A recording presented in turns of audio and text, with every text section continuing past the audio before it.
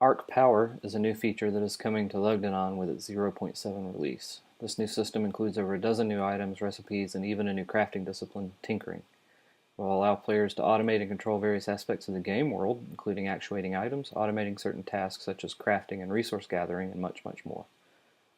Arc Power is Lugdunon's version of electricity and is generated by harnessing wind, hydro, geothermal, solar, and nematonic energy, and is directed to logic control units, switches, and consumers via a paired conduit system. Paired conduits can be placed in an item's input or output slots, and when so linked will enable the transfer of arc power from one item to another. An item's tooltip will tell you which I/O slots are currently configured by displaying the conduit pair's ID.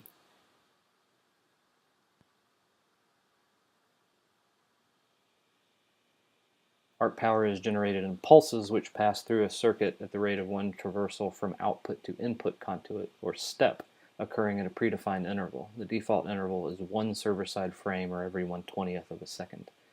The simple demonstration is to use a switch to toggle the flow of power from an arc generator to a consumer, such as a light or a fence gate, which we have here.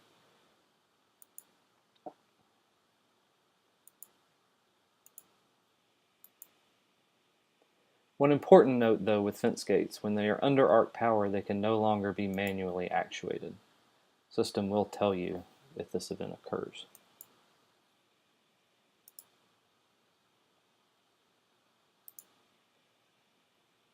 Let's take a look at another very important piece of the new feature: logic gates. Anyone with an electrical engineering or computer science background should be familiar with these. Logic gates allow a source power input to flow to the output only when the control inputs are in a certain state. The two states available are on or powered, or off or unpowered. The item tooltip will show you the logic gate's I/O designation, or which of the inputs map to what role. A truth table, this shows which conditions the control inputs must be in for the output to be on, and the current arc logic state, i.e. which of the inputs and output are currently powered. So if we switch these on, you can see states are changing for the given relays. So for here we have an OR gate. You can see that input A is off, but input B is on, so one or the other is on, then the output is on. Two more items that are in use in this particular circuit are arc splitters and arc relays. Splitters take an input and send that pulse through up to 5 outputs. Relays work much the same way as real-world electrical relays do. A source input is passed through to the output only if the control input is currently on.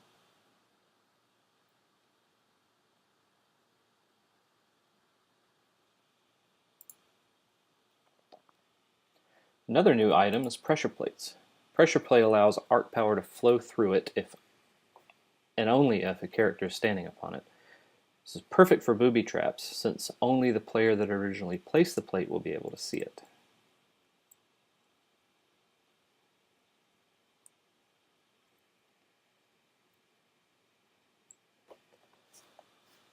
So far we've only seen the wind arc generator. This generates 1 arc per pulse, but can be placed anywhere in the overworld. Stepping up from that, we have a hydro and a geothermal generator. These both generate 4 arcs per pulse, but can only be placed in water or lava, respectively. Heading on from there, we have a solar generator. This generates 8 arcs per pulse, but only during the day. This effectively gives it the same output as a hydro or geothermal. And finally, we have the nematon generator. This generates 10 arcs per pulse, but must be placed upon a nematon. Nematons are very rare.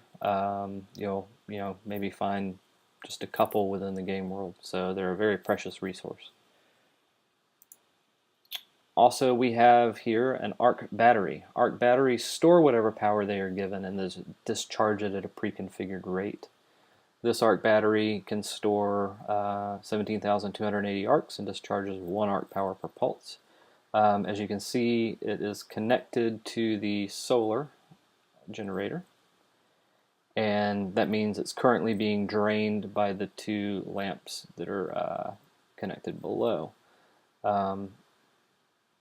If we turn the time forward to sunrise, power will come on for the solar arc generator, and you'll see the battery starting to recharge.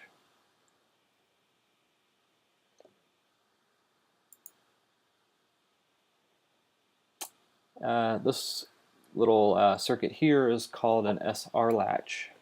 Using the set and reset inputs, it can hold an arc pulse at Q or bar Q, even when both the set and reset are switched off.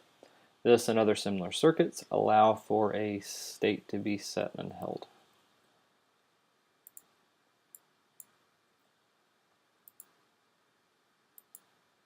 Just switching these on and off basically toggles the state.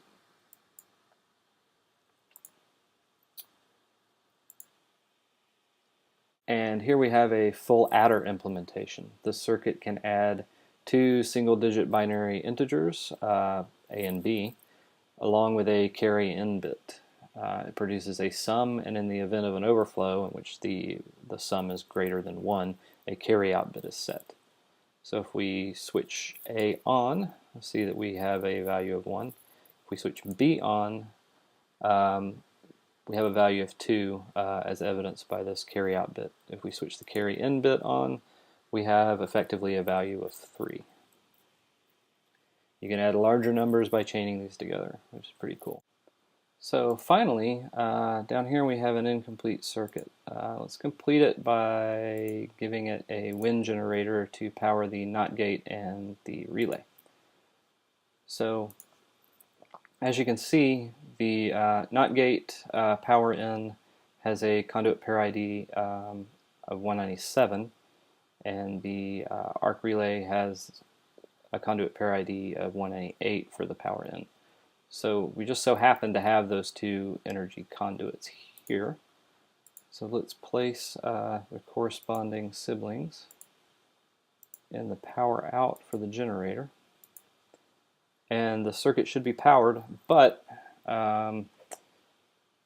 what this is a simple light switch that turns the light on when the sun sets and off again when the sun rises. So since it's currently daytime, the solar generator is powered, and it is causing this NOT gate to not send an output to the relay. But if we set it to sunset, as you can see, the solar generator ceases to produce power, which in turn causes the NOT gate to flip the output to on, powers the relay, and your lights come on. And it does this, of course, by simply exploiting the fact that the solar generator only generates power during the day. And that's pretty much it for the simple overview of arc power. Once more complex systems are in, I'll provide an update to this video with one on using matter and information conduits as well to automate crafting, among other things. Thanks for watching.